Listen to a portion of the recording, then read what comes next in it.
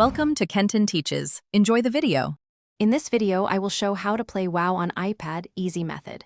Download a cloud gaming app, sign into your Blizzard account, and connect a controller or use touch controls. Next, enable performance mode in the app and choose Wi-Fi with low latency for best results.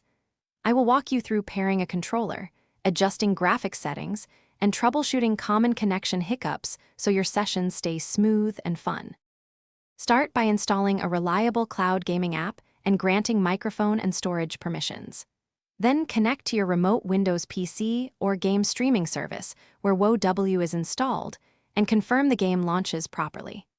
Pair a Bluetooth controller, map buttons if needed, and choose a high-quality but balanced graphics preset for stable frame rates.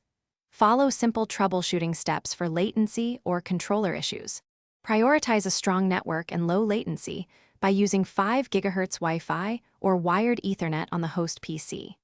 Lower textures and shadows in WoW to keep frame rate stable while streaming to your iPad.